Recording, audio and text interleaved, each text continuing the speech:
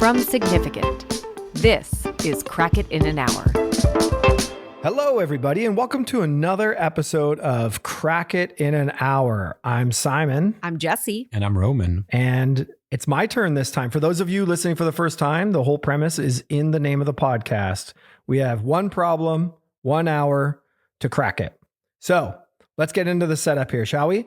I am starting the clock. The 1 hour clock is starting right now. There we go. It's been started. Okay. So as you guys know, I like to drift off of the hard work of others. And That's a great start. And conversation I thought was great about how we bring back the buzz of LA. You know what I mean? How we make it kind of sexy, take it to the next level and all that stuff. And I was like, well, we were very fundamental. There's a big part of that conversation around the entertainment industry. And so here's my question. How do we get people to go back to movie theaters? How do we make movie theaters more interesting to people? How do we make it more popular? How do we do all the things that are going to make people go back to movie theaters? So I don't think this one is going to be much of a surprise to anyone in this room. But as you know, the trend of movie ticket sales has gone down significantly. COVID really, really hurt it. Right. It's gone from 1.5 billion tickets in 2002 to 850 million in 2023. Wow. Yeah. So it's almost halved. Obviously, COVID did a massive part of it. In 2024, the US box office hit 8.75 billion, which was good, but still down almost 24% from pre-pandemic highs in 2019. There's been a lot of interesting things, though, to kind of talk about with movie theater attendance. Specifically, there's one place it's actually growing, and that's Gen Z. Gen Z attendance is growing. They are actually more likely to go now than they were before. There's a stat here I found that was that the proportion of Gen Z not attending theaters at all decreased from 37% to 15% over since from pre-pandemic to now. So you actually see people interested in going, but it's still not as much, not as quickly to sort of like support back what had already been lost, if that makes sense. Was movie theater attendance at peak pre-pandemic and then it just significantly dropped off, or was it slowly declining? 2019 was the biggest number I saw. Wow. Now, I admittedly, I was pulling in from 3 or 4 different resources using AI, a bunch of other things. So I'm sure there's other people who could point to other times where it was at. But some of the numbers of things that I found have been pretty dismal. You got to remember 2019 and all that sort of stuff. Marvel Universe peak that was a big part of how much money was coming in. You know what I mean? So it has not come back in the same sort of way ever since then. There's a few things people point to that as being pretty obvious. Obviously, streaming culture. It became a bigger part of our culture post-COVID. Tickets and concession pricing, it's expensive, right? Like if you're a family of 4, they say the average price is probably close to $100 now to go out to a movie. So it's not cheap. You know what I mean?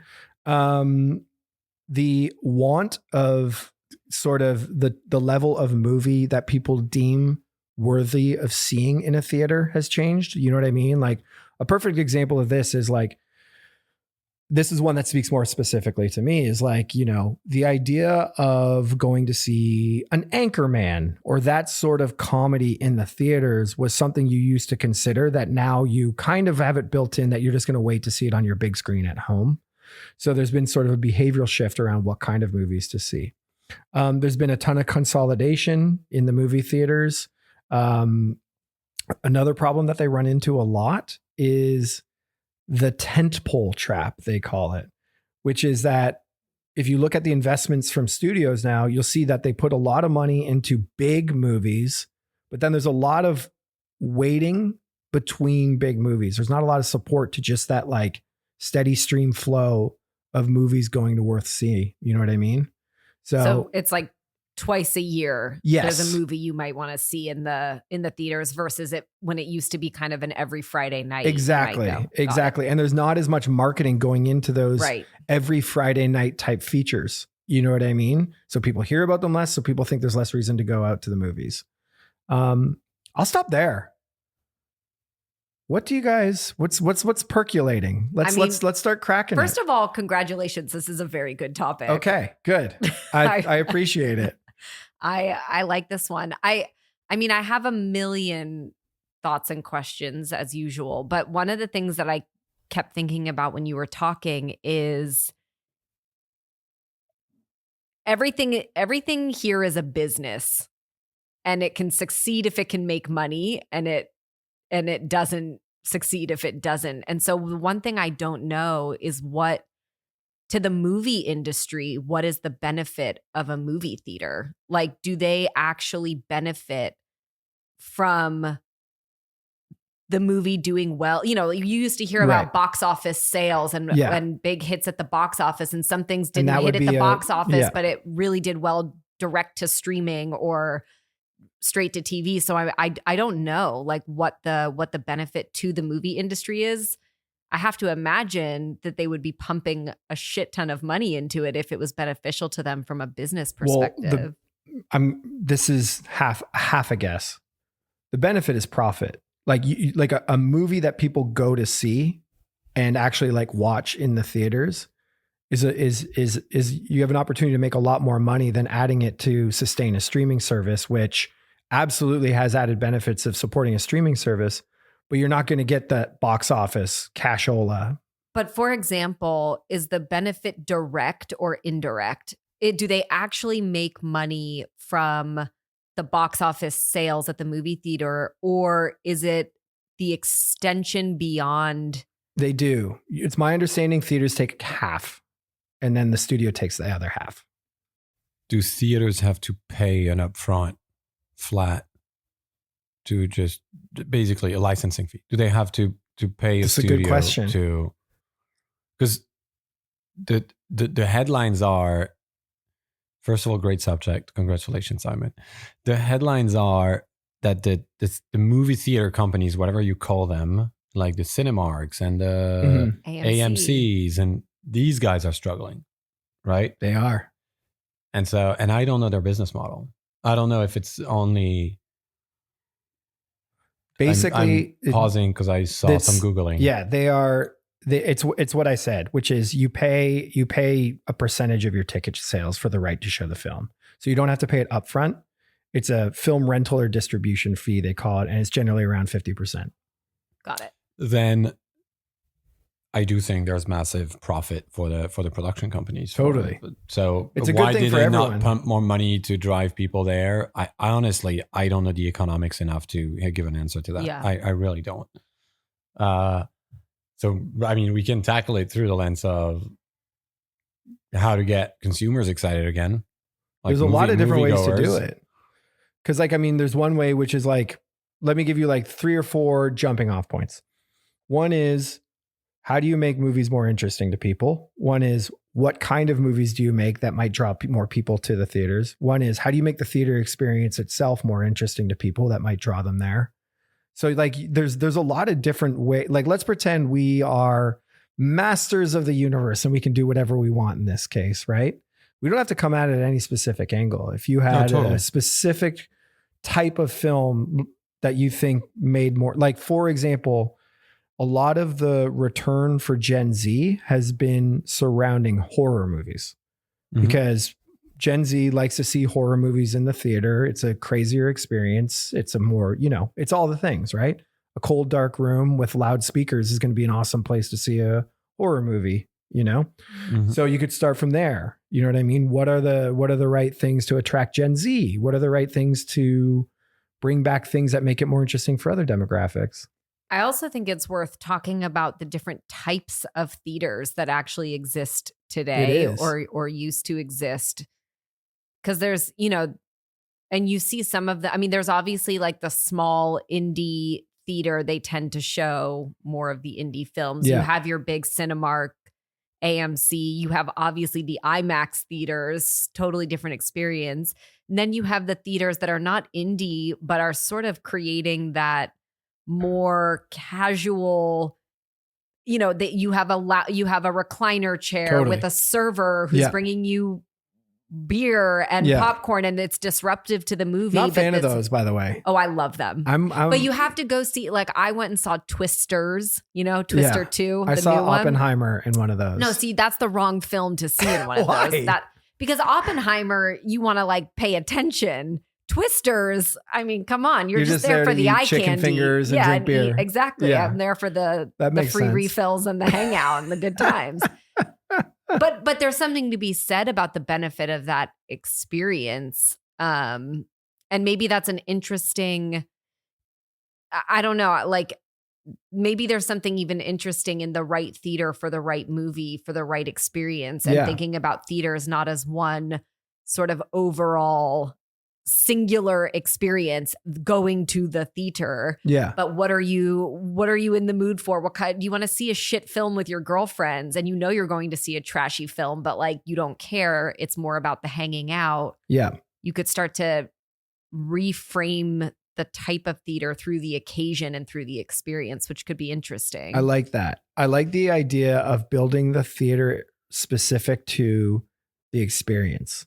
Do you know what I mean? Totally. And I wonder if you could have all of that in one building. Yeah. Instead of having to go to, like, the last time I went to one of those, you're sitting in a recliner and there's a server coming over. It was like out in Pasadena, down an alley kind of place. But if I could just go to the Landmark Theater up the street, and they're like, okay, in theater 1, you get the loud experience. Totally. In theater 2, you get the real cinematic experience. Or you could even go a step.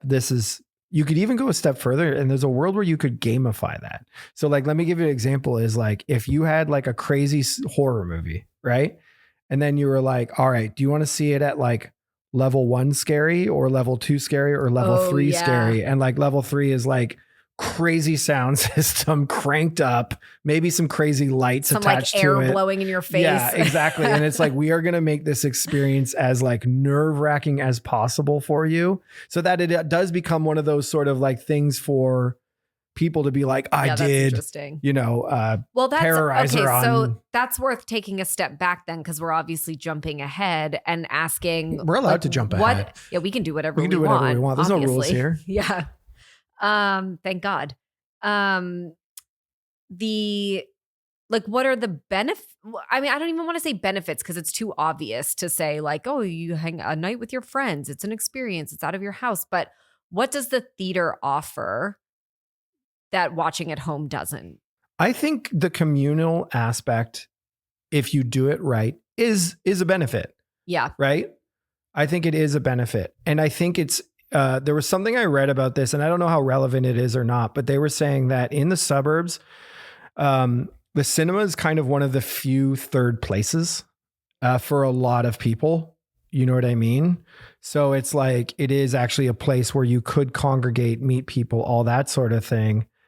Like, let me give you, like, I really loved your experience of Friends, for example. Let's put the horror one for a side, because I am actually excited about that one too. But the things is, if you catered theaters to be like, films are one part of it, but this is about the communal element of like going somewhere with your buddies, hanging out, getting a good bite, and then doing, would that ever work? Like, and let me give you an experience from my life, which is like, they do like these outdoor screenings here in LA. I went to go see Jurassic Park.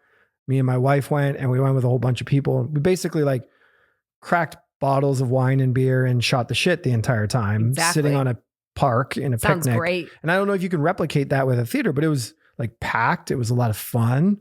It was less about, I am absorbing this movie, and more about, this is just a great hang. You know what I mean? So if we're to go like all the way out to like what theaters could look like, they could serve different purposes than trying to consume the movie itself. I don't know if that's necessarily a business model or not. Just throwing it out there. Roman, you look skeptical. Yeah, Roman was shaking his head no. No, to me, like, you don't go in a dark room full of strangers just to hang. If you want to hang, you go do what you did, which wasn't a dark room. It was an open air thing. It's a different vibe. You don't go to watch the movie. You got to do something else. I I think you touched on it at the beginning. I think the quality of the movies is a massive thing.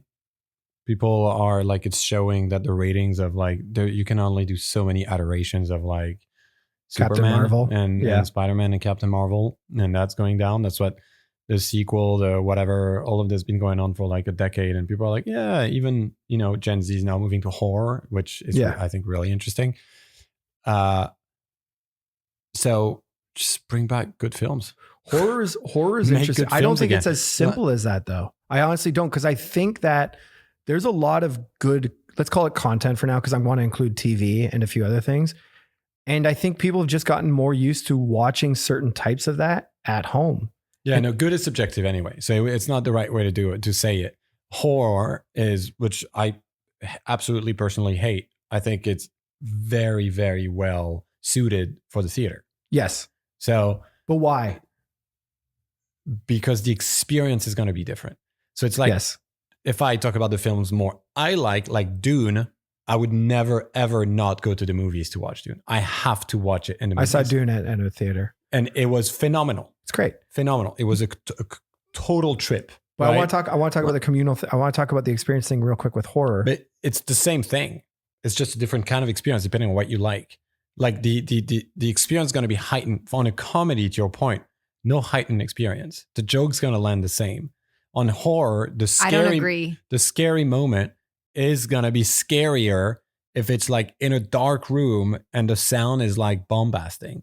In Dune, it's going to look fucking phenomenal if you're lost in the middle of the desert and you have a screen that's like the size of a building in front of you. You see what I mean? Yeah. So it depends on the types of movies, I think. But I think it's yes, all of that. But when you you're defining the experience as just the what is coming, the sound, the visual, the scale.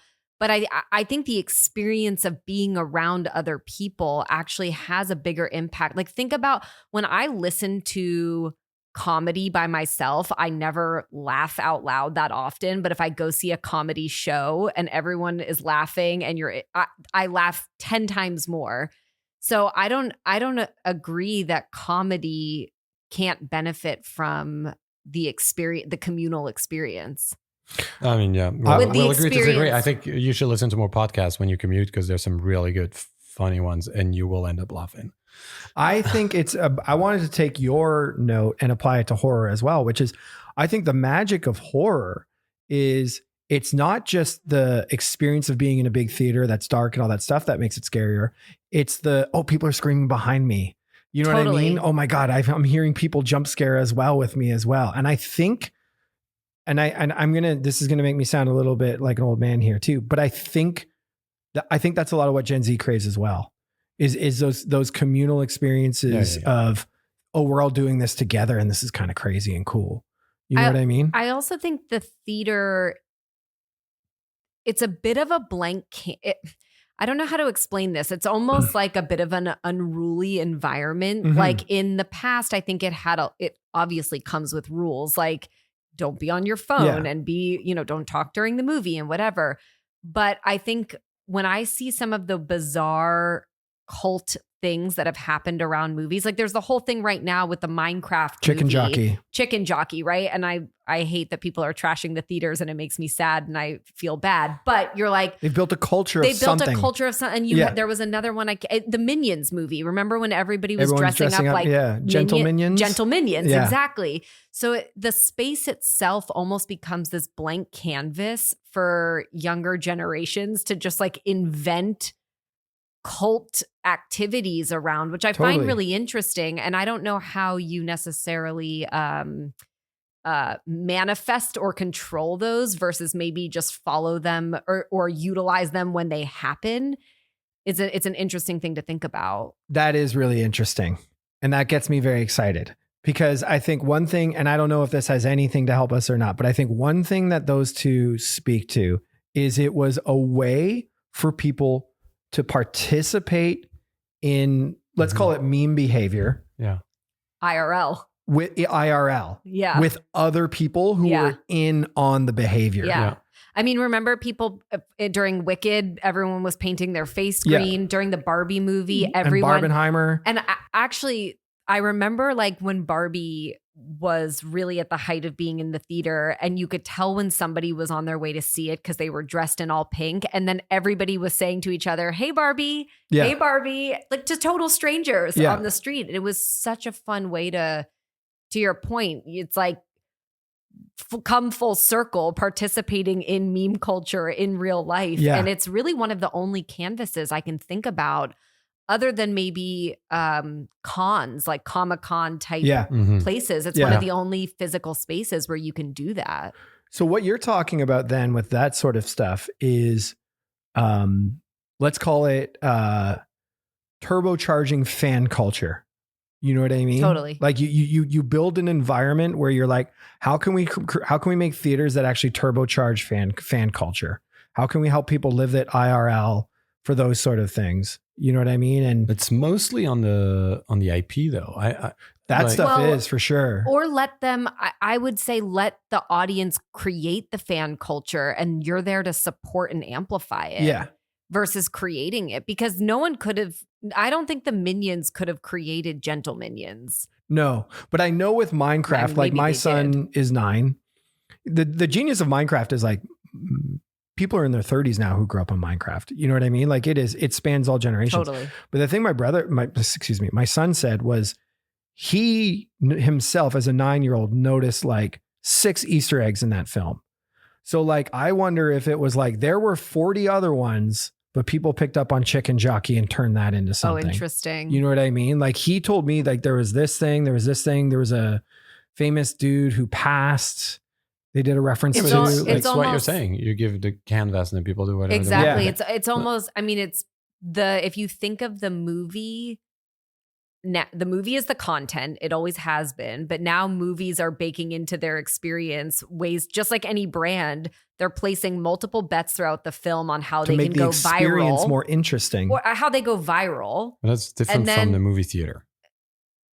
I'm getting, the film is the content. The content is now operating differently. If you take that example, the theater is the canvas. Yeah. It's the part where you get to experience that, and where the people come together to decide what will become the culture around it. Because then at that point, how do you make sure the theater is a canvas and not just watching the movie?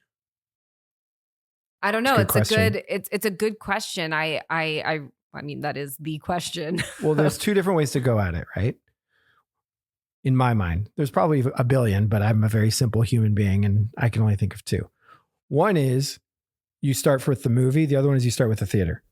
Do you know what I mean? So like when we were talking about like gamifying horror, you know what I mean? If you were like, we're going to make a movie theater that literally is like, you've seen The Exorcist, but have you ever seen The Exorcist on 11?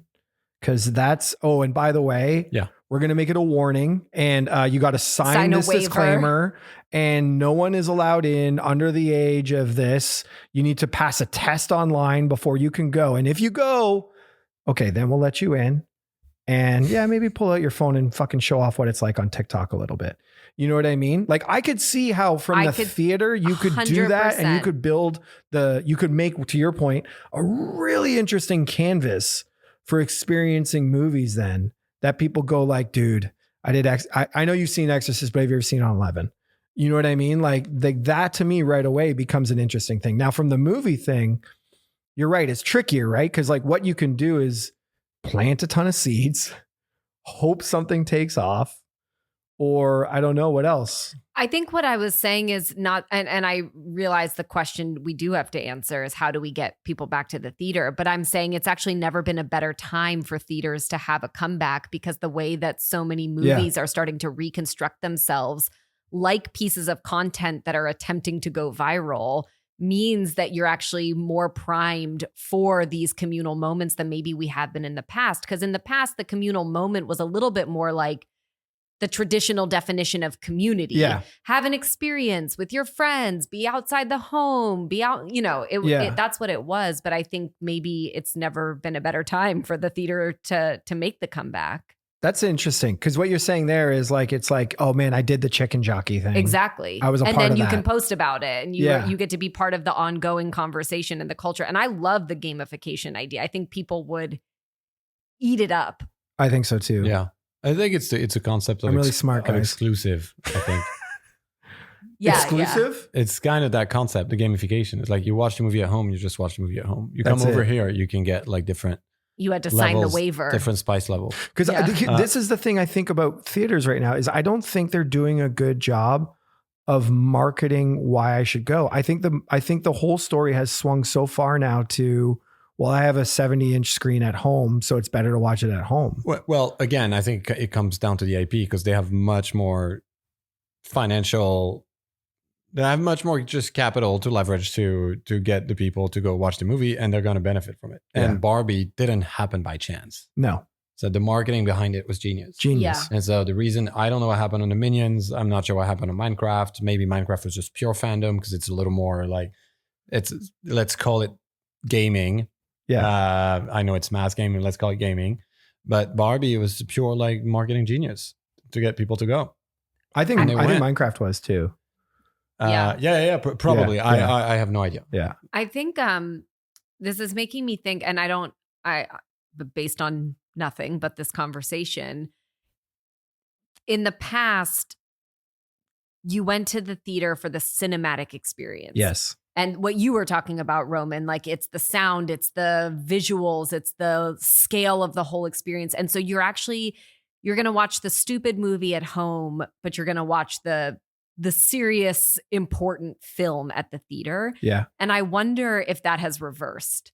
That's interesting. That you're, and I mean, I know for some people that's not true. You want to see Dune at the scale that you want to see Dune. But when I think of all the examples that have been big in the theater, and at least in my own personal experience, I kind of want to watch the serious thing at home, whatever, but I want to go watch the stupid thing out in the theater. Like it made me, I was thinking of it when you said, Simon, maybe the theaters just aren't doing as great of a job marketing why to actually come here. Mm-hmm. And I was starting to wonder if the why has changed and no one is capitalizing on that. I think you're right. Cause like I'm going to say it back to you and tell me if you disagree or not. But like, if watch the movie to absorb it, watch the smart movie at home to absorb it because it's a great place to concentrate on it. Come to the movies to be a part exactly of something. And if you started to sort of kind of, I mean, that's like, listen, this is why the beauty of this show is like, we get to play God and go like, all right, movie industry, start writing movies to that thesis.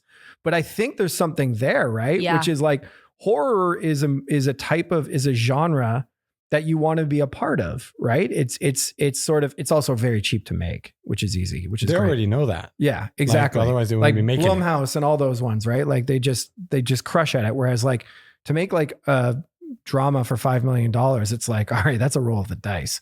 You know what I mean? But I also wonder if we went like, movies have been getting longer and longer longer. It's one of the things I actually don't like about the theater, because I find myself now, and I'm not Gen Z, and that's part of the audience we were talking about. But if there's I watched Wicked over 2 days. I watched half of it. At the midpoint, I paused it. I went to bed. I watched the second half the next day. Yeah. But if we were back in the like hour 15, 90 minute, I'd be at the theater every Friday. It's a chore when it's 2.5 hours long. Yeah. You're like, sorry, I'm gonna, like, when it's all said and done, you know, let's say 15 minutes of previews, 20 minutes to and from, like that's a 4-hour commitment when it's all said and done to seeing a movie. You know what I mean? Like that's just who's got time these days, guys? Yeah, we got a little the movies got a little self-indulgent. Just now? Yeah, that's true. I think we need to think about the movie theater as a space more than a place to watch movies. It's like Buffalo Wild Wings, you know, the issue they have is when there's no game on, there's no one in the bar. I think it's the same thing.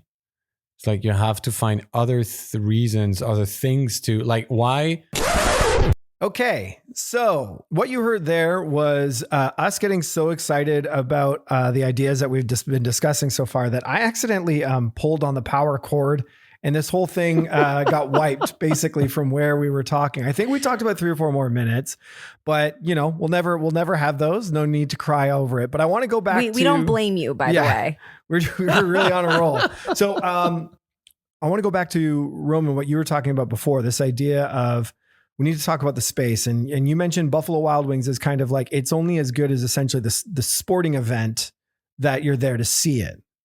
Yes, I'm actually trying to remember, but yes, the Buffalo Wild Wings analogy. I think, yeah. So Buffalo Wild Wings, it's that sports bar analogy. If there's no game on, the bar is empty. Yeah. And like, so if there's no like big movie theater day, and some people prefer to go to the movies certain days of the week, and like the movie theaters are more empty weekdays and blah, blah, blah. But if you think about it as a space, then I think it opens up essentially revenue diversification opportunities, and just use it for something else than just watching movies. Like PSG just qualified for the Champions League final. Woo! Like if there's a movie theater like that's less than 10 miles away from me who's going to show the game, the final, just sign me up immediately. Yeah. Like sports, I think in a movie theater, like back to your earlier point, which if I recall you made last week around the theater now is more of a social experience than it used to be. And it used to be like more of the sound and visual. And I'm old school like that, but I get it. I think you're totally right.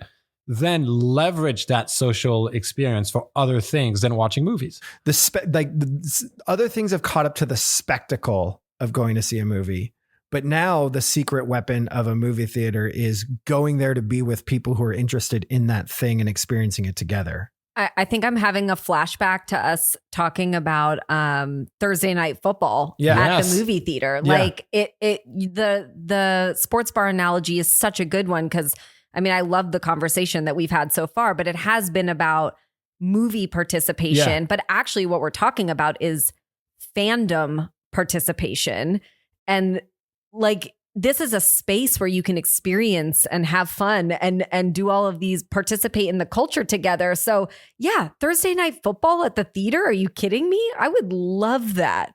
How far could you take it? Because like this is interesting because I mean, I think now what we're talking about is, okay, let's like, if you look at, I would make the argument, if you look at theater marketing for as long as I've known it, it's been basically, so most of it, let's call it mainstream, has been mostly about the best place to watch that thing you want to watch, right? Whereas what we're saying now is like, no.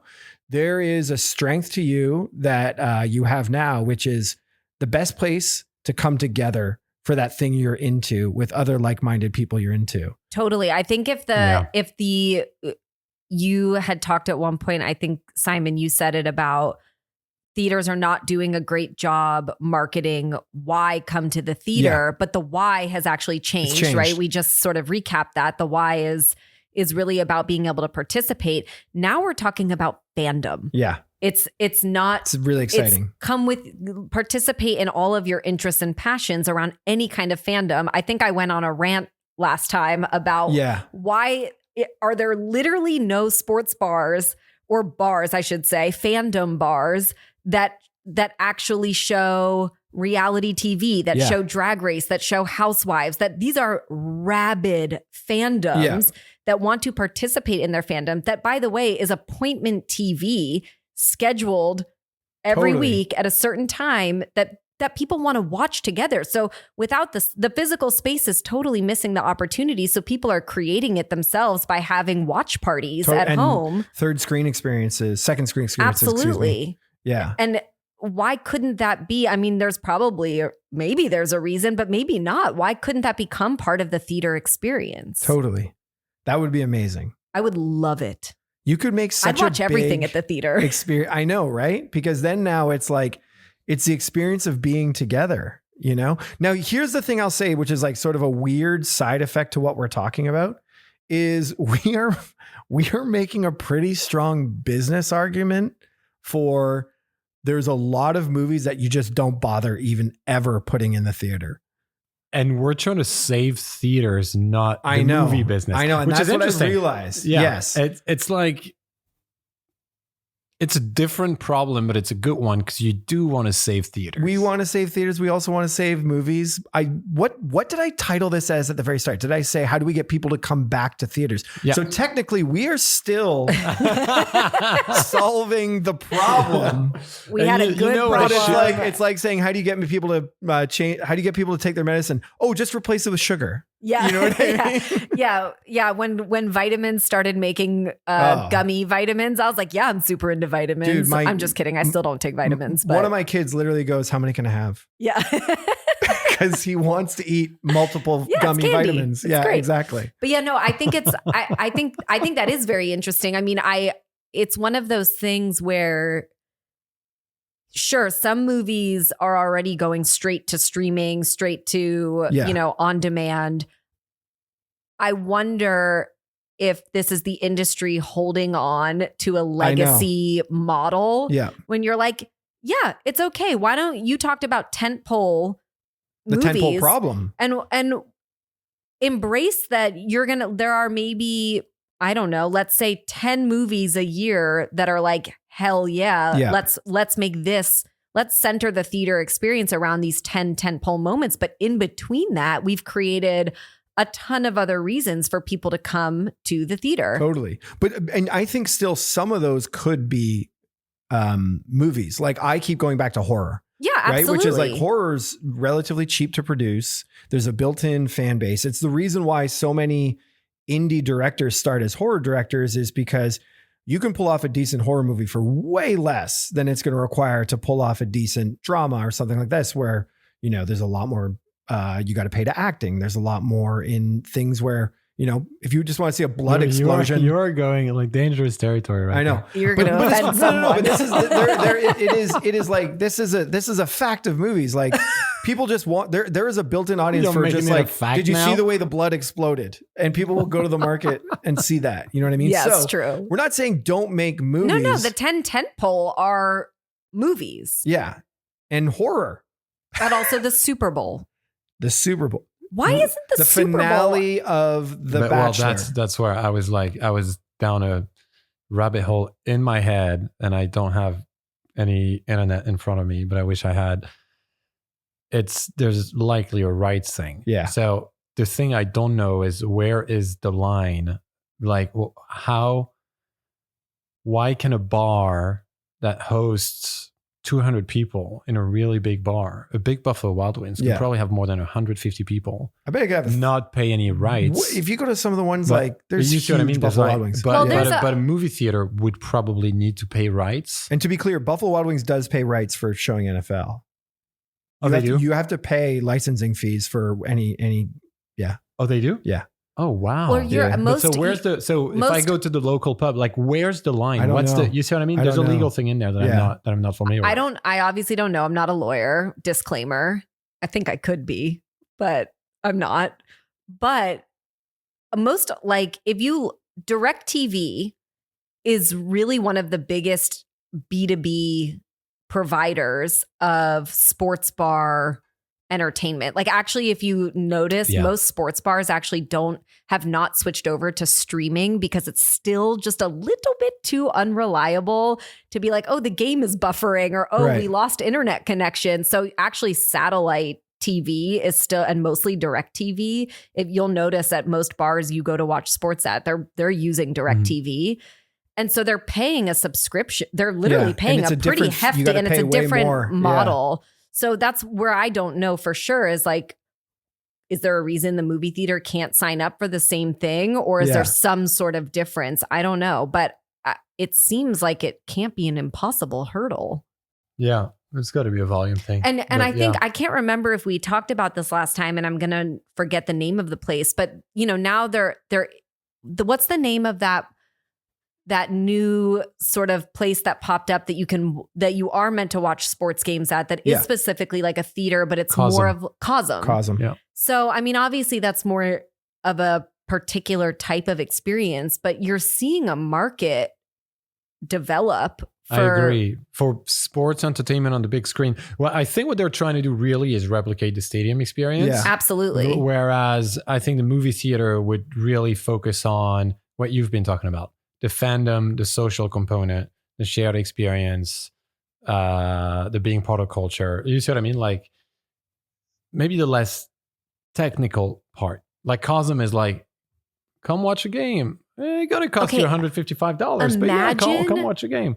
Imagine, like, obviously we live in LA, so many things are possible, but imagine the night of the Housewives reunion episode, which I'm not a huge Housewives fan, but I know a lot of people who are. So I'm familiar with the fandom. And that is like, that is the night of all drama, when everybody comes back together for the reunion episode. And imagine you're in a theater experience with your friends watching this, and one of the housewives shows up. Totally.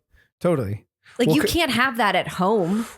Can I go a step further with that? Which is, it depends where you live, but there's a world where you could start making theater specific media that isn't like TV or isn't like film. Do you know what I mean? Like, could you create a special type of Real Housewives object that you only show at theaters? Yeah, that's interesting. You know what I mean? Like, there's like, if you start expanding it, there's avenues for doing, I think what we're kind of getting to is the thesis and reason for doing what movie theaters provide. What the new benefit is immersion into a culture. Yep. So if that's participation. if that's a starting point, which is participation in culture. Okay, what's the best mediums we can create? What's the best media we could create? What's the best things we could create to allow immersion in culture? And then that's how you approach what you create for the box office.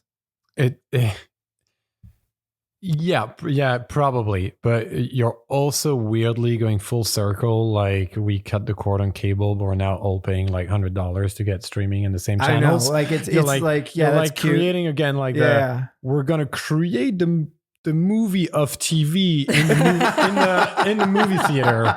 Good idea, Simon. Did I just invent TV? And it's gonna be great.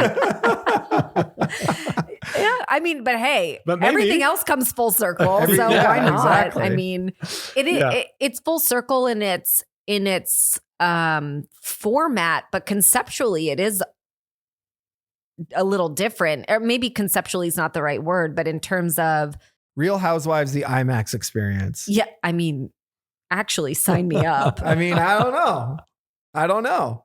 You know what I mean? I think in Century City, like you full theater. In Hollywood, full theater.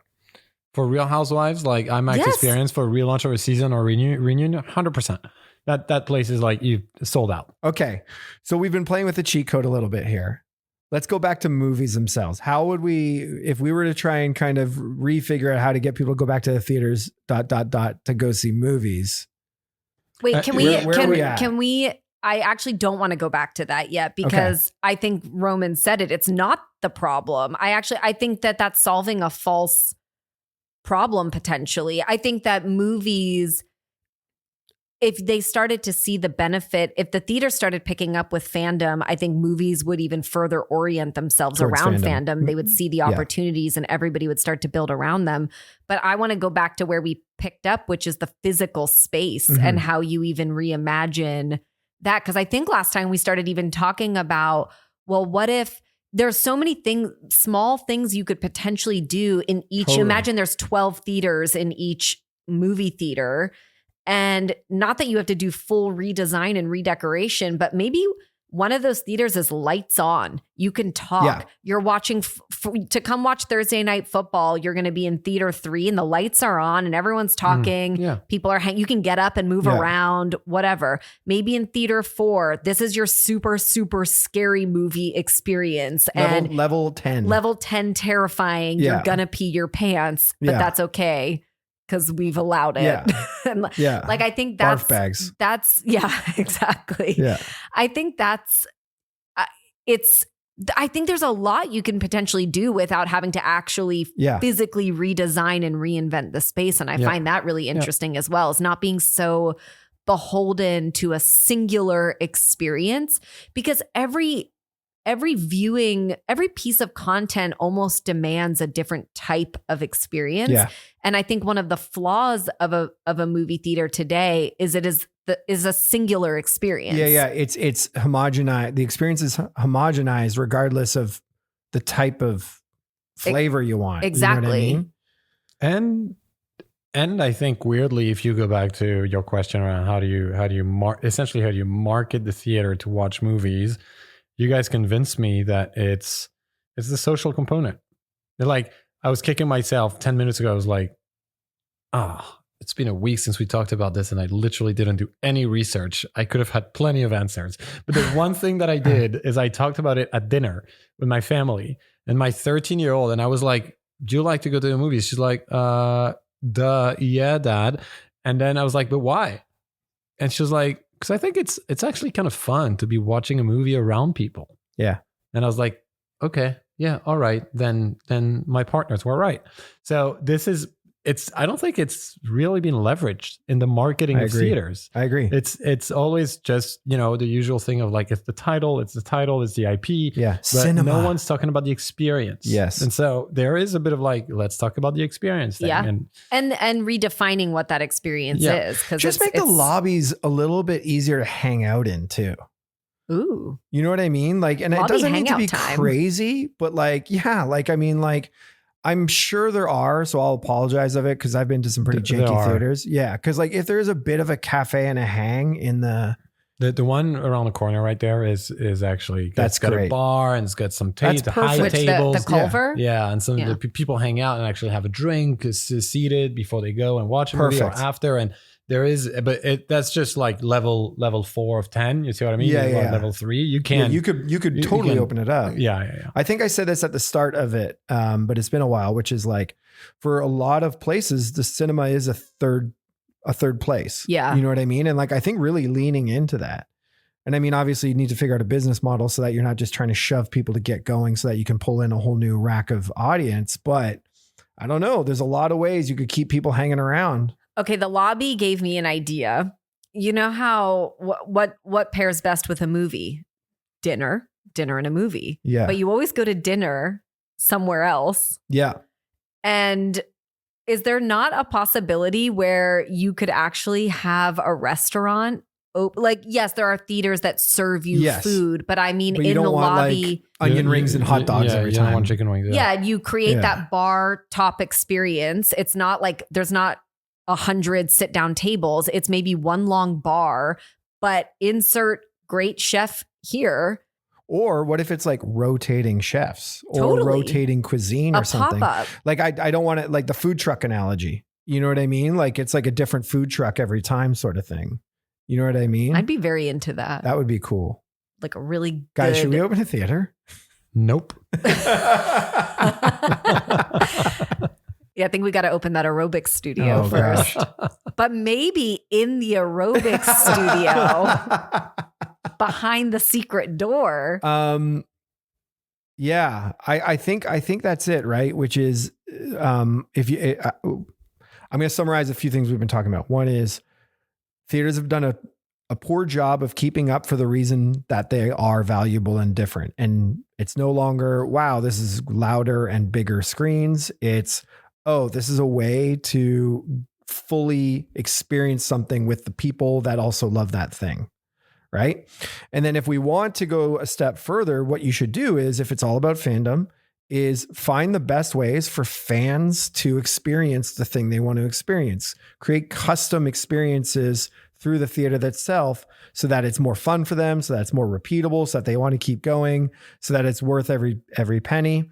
And then if we're going to try and keep them around a little bit longer, what can we do even moving further out to the lobby, to places like that, to even start to think about like, how does this become a place people want to hang out in that actually feels like a spot you want to go to? And then, I mean, we've been speaking about this one a lot since we're blue in the faces. Expand beyond movies. Expand. If this is now, you are a hub for fandom, just look at what fans to go after and what the best way to do it is. Let me ask a question. Let's say movie theaters were like, wow, you guys are brilliant. This is exactly what we're going to do. And they start going after fandom. And then every bar in America wakes up and is like, ooh, we should have done that. We should start playing we should have whatever Tuesday night reality TV. We should do this. We should do that. Do you think that would end up pulling people? Do you think people would prefer to have that fandom experience we're talking about, but in the sort of more casual, intimate bar setting? Or do you think that there's something special about the cinematic meets fandom experience that we're talking about? I have an answer, but go ahead, Roman. Well, my answer is good ideas are only good if the execution is good. True. So it really depends on the execution. There's probably a way to execute that in movie theaters that is amazing. And you got to get in with the theaters operators and then be creative and then really, really be thoughtful about every detail of the experience. Yeah. It comes down to because it could be, in my little brain, it could be absolutely amazing. Yeah, you're right. And I don't know, I had countless shitty experiences at bars watching games where I was like, I want to watch that game. And I'm here because I want to watch it in a social environment, but I want to watch that game. And suddenly there's like the light is off and you can't really see because you showed up like just 10 minutes before the beginning of the game. You didn't have like one of the top 5 tables and whatever. Or they're playing the audio from something LA's else. Pretty bad for sports bars too, compared to some other towns. You see what I mean? It's like this could provide guaranteed amazing immersion. Watching experience. Yeah, that's true. Combined with good social if executed well. So I think it does stand a chance. Yeah, I agree. I think it depends on the circumstances. You know what I mean? Like, because like I could see really wanting to go to that movie theater for certain things, but I could also see why it's kind of awesome to go to a neighborhood bar and know the people you know and watch that team that you love, especially locally. Like LA is always a weird market to talk about because it's such a place of expats. Yeah. But like God knows, like if I'm in Toronto, I want to watch the Leafs, go to a Leafs bar. You know what I mean? Like it's going to be a pretty authentic, cool experience for that. You know, so it's like it's a different experience, but it's still really cool. Yeah. Yeah. I actually like the idea. I mean, I don't see it as much in LA, but in Chicago, a lot of the sports bars were designated, even college sports. Like this is a Kentucky sports bar. And you're like, okay, awesome. I love that. Yeah. It would be interesting to see theaters even try to capitalize on that. Cause that's also fandom. Totally. Like you could have certain theaters it's tribal. And maybe they don't necessarily designate themselves as just one. But in certain moments of time, they could go all in on a particular. It's just funny to me because you'd be like, "We are a hardcore Chicago Bears theater and Pokemon." You know what I mean? Yeah, like, like all the different things happening. Yeah. I mean, you're just listing my interests now. Okay, guys, I have some big news. We have 10 seconds left. Wow. So, it took a week to finish this, which is a world record. It wasn't just 1 hour, but there's the alarm. Cool. All right. Awesome. We're at time. So question for you both. It's quite simple. Did we crack it? I'll start with Roman. I think you did a great summary, like literally 4 minutes ago. And with that, I would say we did pretty good. Yeah. I think we have a good chance of reviving the movie theaters. Jesse? Absolutely. I know they say you're not supposed to use yourself as an audience of one, but I like to ask, would I spend my money on this? And I 100%, I know I'm very easily excited about things, but 100%, I would go to the theater way more often if it was expanded to fandom. And I love it. I'm going to say we cracked it because it's hard to crack things. I'm learning that from this pod, and that's pretty darn good that we did, with a slight asterisk of maybe we didn't do it the way the film industry would have liked us to do it. Oh, yeah. You know what I mean? And the caveat that maybe there's some really big legal reason we're unaware of. Exactly. That's I mean, we're not going to start caveating our podcast, you guys. That's a good point. That's a dangerous game. Yeah, exactly. It's going to be like the caveat podcast. There you go. Roman, Jesse, anything else to say? Let's go to the movies. Thank you for listening to another episode of Crack It in an Hour. If you like the show, please don't forget to rate, review, and subscribe wherever you listen. If you have questions, thoughts, or feedback, shoot us an email at hello@crackitpodcast.com or on Instagram @crackitpodcast. Music done by Michael Anastasi, cover art shot by Mick Mint, and all things audio and video taken care of by Nathan Nash. See you next time.